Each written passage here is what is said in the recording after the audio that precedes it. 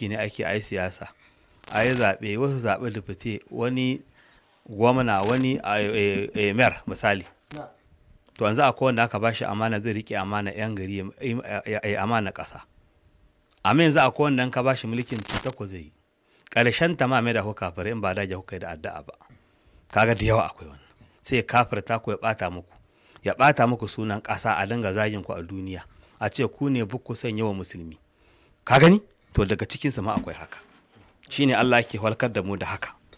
Yace illa ma dumta, yace he in ka tsaya alaihi akai ƙa'ima kana tsaye baka rabu da shi ba sannan ya baka haƙinka. Allah ce zalika su Yahuda ga halin su ha bi annahum dan cewa su ƙalu sun ce ma lesa alaina ba komi gare mu fillumina a cikin jahilai.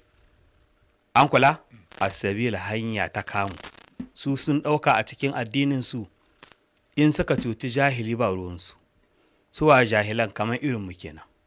Kaga yanzu muna da zinariya a ƙasa bin mu iya huddota. To in yi zo huddota ya kwashe ta sai kaɗan ya bamu. Me yasa wai jahilai ne? A addinin su in ka kwasa ma ka kwashi halak. An kula?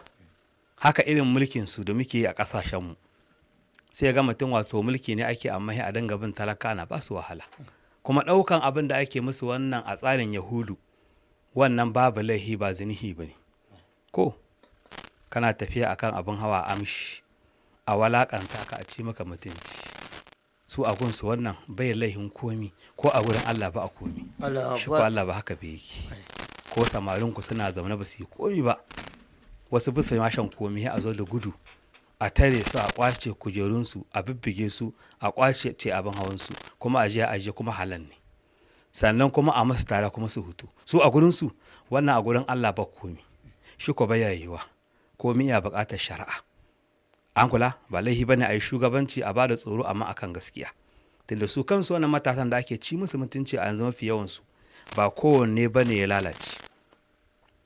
Taɓa su da bugonsu iya sanya wato ma'ana tsaurin kai a kansu ba su shiri ba ne. Ko ɗanka ne ka aihuwa kullum ka kashe shi, kullum ka zage shi, kullum ka kashe shi. Wallahi in wannan bugon ya saba da shi sai ya ce da mun gaba me za a yi. Yanzu diya za ga wani yaron wato ya zagi uban shi ma saboda me yasa yawan hada da yawan bugu. Ko kananka ne yake matsa mishi da masifar hada da bugu wata ya dama zai. Ko makwabcinka ne yake da haƙuri da kai ka zage shi ka bige shi ka ci mutunci wata rana in tsoron ya fita buguwa za ku da kai da shi. Kenan ita duniya tana buƙatar san abu shari'a ba gaskiya. In mutum me zai yi ya yi bisa adalci bisa yadda Allah ya faɗi. Ko da ma ba Allah ake bi ba amma ya kamata da yake musulmi ne a dinga nazarin wannan abu. An kula ko? In malami ya faɗa magana a tsaya a mata nazari kyakkyawa. Magana Allah ce muke faɗi ba magana kafiri ba ce muke faɗi. Magana ce ta Allah wannan. An gane ko? Muke faɗi muke magana akai. Kawai wani ɗauka ai ya shiga magana Allah ce muke. Qur'ani ne muka biyo tartun daga Bakara. An gane ko? Yace zalaka wannan bi annahun cewa su ƙalu Yahuda sun haɗi da tsarin Yahudawa cikin mulkinsu lesa alaina ba komi a kanmu fillumiyina cikin jahilai wanda bisa da mulki talakawa in mun ci kayan sabilin babu hanyar komi da za a kama mu. Wa yaquluna suna haɗi alallahi ga Allah alkazuba ƙarya Allah ce sun man ƙarya. Wahum amman su ya alamuna suna sani. Duk mai imani ya sani didi da biye ka amsa hannun mutum. In an ta da kiyama sai an tambaye ka dalilinta. Allah ya ce ka amsa ko manzon Allah ya ce ka amsa. An kula din mai sallah in sallah ta kirki ce. An gane ko dan musulmi ne ya san haka.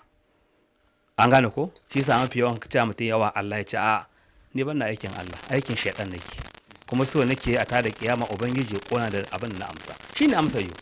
Wata amsa ce da bai dace wannan kawai. Me Allah ya ce ma. بل من أوفي بعهده واتقي فإن الله يحب المتقين إن الذين يشترون بعهد الله وأيمانهم ثمنا قليلا أولئك لا خلاق لهم في الآخرة ولا يكلمهم الله ولا ينظر إليهم يوم القيامة ولا يزكيهم ولهم عذاب أليم.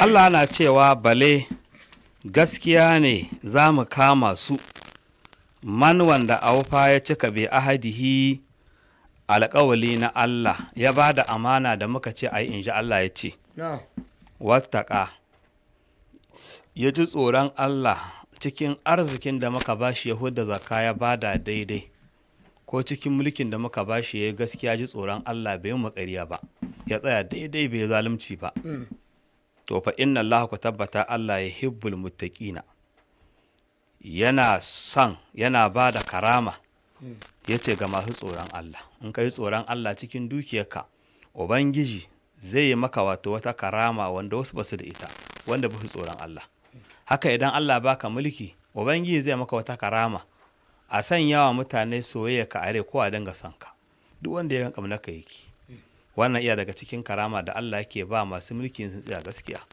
idan kowa ba su samu wannan ba to mai arziki ne zaga duka an tsane shi gidan shi ma tsoron shi yake ji ka aje a kashe shi abincin gidan shi sai ba Allah yana tsoro ka a same goba wani duka din gaskiya ne in mai mulki ne haka an ba gaskiya tsoro yake ji ya fito shi kadai ya yawo a titi ya tabbata in ya fito a jajehe shi kuma a cikin zakatan mutane duk mutumin kirki ga iya la'anta shi in yi tuna kalmomin da yake fito daga bakin shi marasa daɗi na walhaƙanta musulunci kaji ya ce Allah tsine mai albarka wannan iya daga cikin alƙawari na Allah in ka yi tsoron Allah ya sanya soyayya jama'a a zakatan mutane in ka ƙi Allah ya sanya ƙiyayya da tsinuwa a zakatan mutane ta huto hili Allah ubangiji kare mu me Allah ya ce sai Allah ya ce innal lazina haqiqa waɗanda yashtaruna suke fansaswa bi ahadillahi alƙawli na Allah imani da manzon Allah an kula ko